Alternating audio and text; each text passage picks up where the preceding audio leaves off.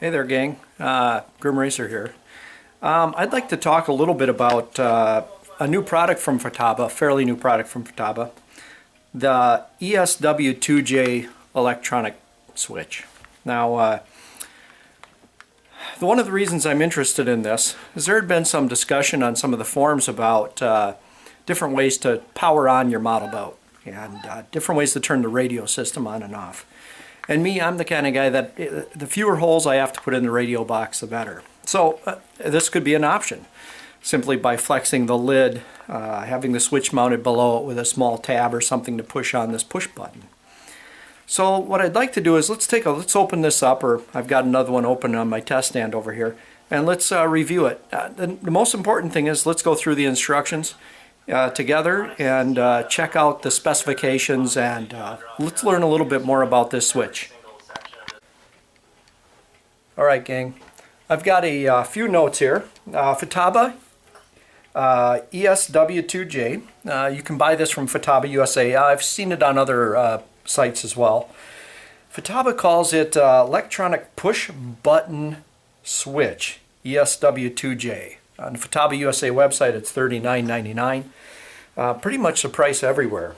Futaba's SKU is UBA0325. Anyway, just a few notes on that. It's not cheap, but it's all electronic, no moving parts. It's FET driven, so it's latching. You push a button and it latches on, and you push and hold the button and it unlatches. So it's no moving parts. Very nice. Anyway, let's take. I've got. Well, let's just do this. I've got one of these switches mounted on my test rig, and my test rig is actually my range test rig. So let's take a look at that. Yep, it is nothing fancy. This is actually it, and it's got some flags on it because that way I can do range testing by myself if I need to, and see if the radio is still attached to the receiver. Anyway, I've got a R324 receiver here. Here's our new electronic switch next to this old one, so it gives you kind of size comparison.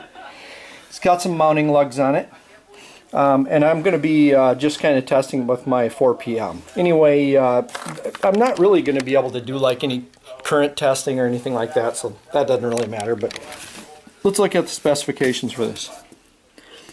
Right here. Dimensions 23.6 by 19.6. Let me get that a little better. By 7.6 millimeters. 0.93, 0.77, 0.30. That's pretty small. That's excluding the mounting lugs. And then let's see, power requirements. 4.8 to 7.6 volts. The voltage range is actually 3.5 to 8.7. Allowable current. This is the one I like.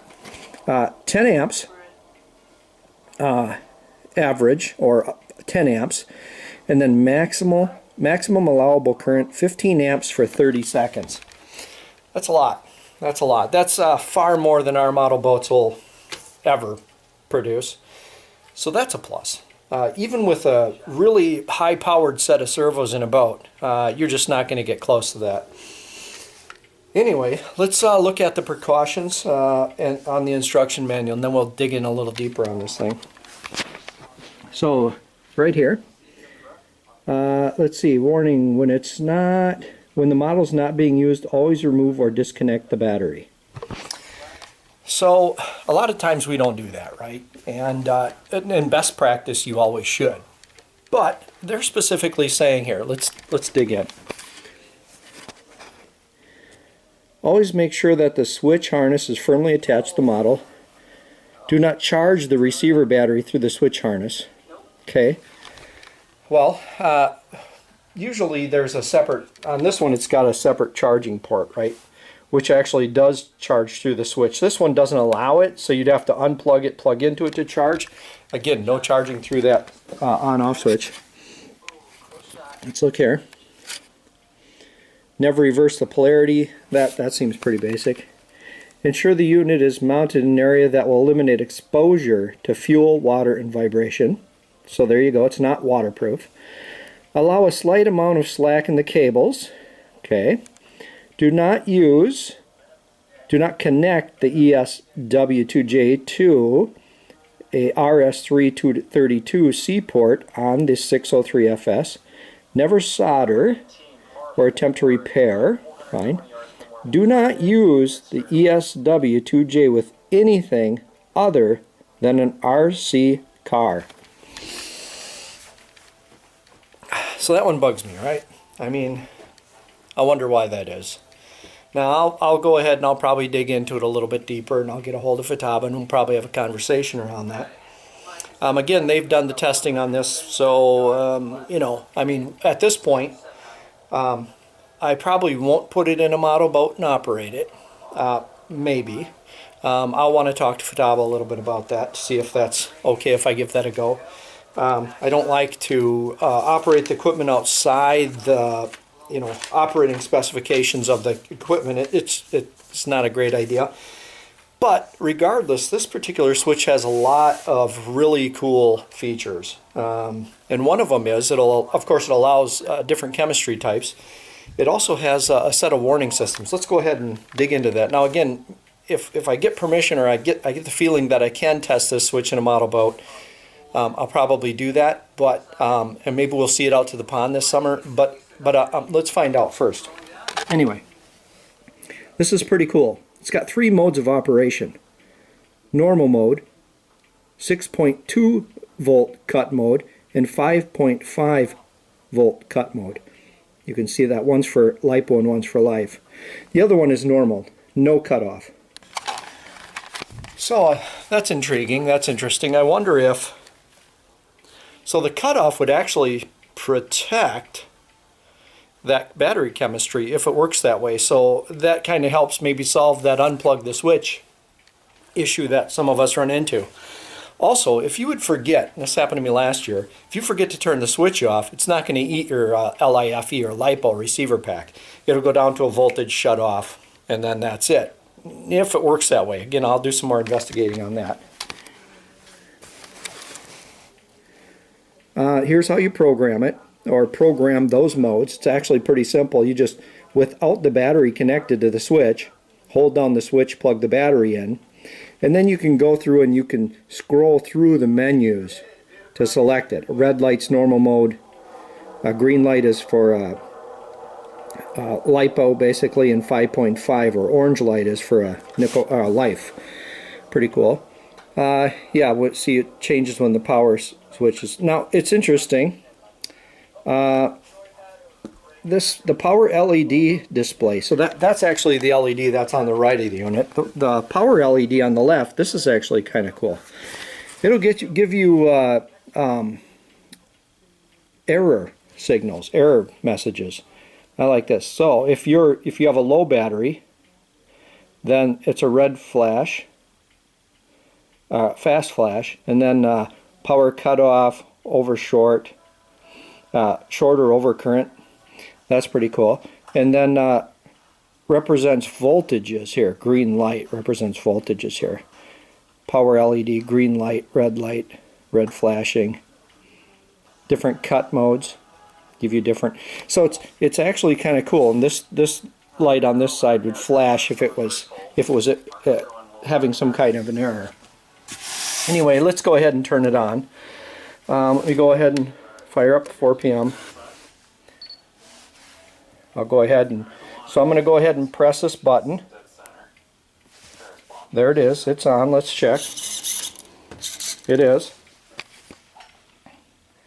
Now this would be the LED that would change color, or you would program to change colors depending on the chemistry you're using. I have an LIFE here, down in here, and it's running through a PS10.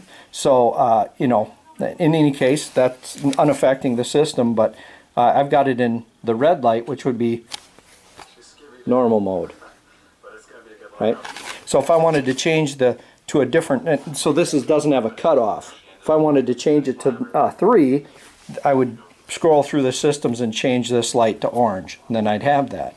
This light over here would be the one that would represent if you were having an error or there was some other issue going on, it would flash or do different things. At least give you that feedback and information. Then the other thing that's worth mentioning here is the The on and off scheme for this is just a pretty normal press for on, but you actually have to push and hold it for about 1.5 seconds to shut it off. It's not that intuitive, but it's not horrible. Those tactile switches, I've designed around those things for years. They're actually quite durable, but the push, you just push and hold for a second, 1.5 seconds. They call it a long press because it's longer than your typical thing. Another thing about this switch, if you leave it on and you unplug the battery, the next time you plug the battery in, the system will turn on. Exactly the same as a slide switch. If you had the switch on and you plug the battery in, the system would power up. So I guess that doesn't really change anything. It talks about that a little bit in here.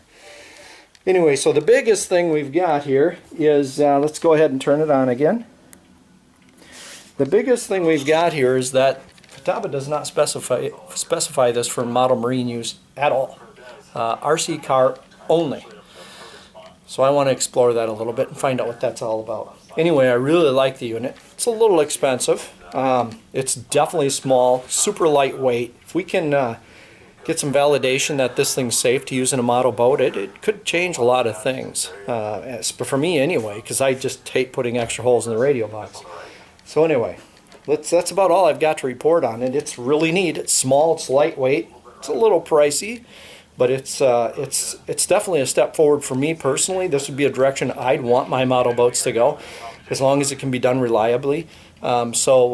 That's about all I've got to report for now. If you got any questions, make sure to comment below. And I guess hopefully we'll see you in the pond in 2021. That's all for now. Thanks.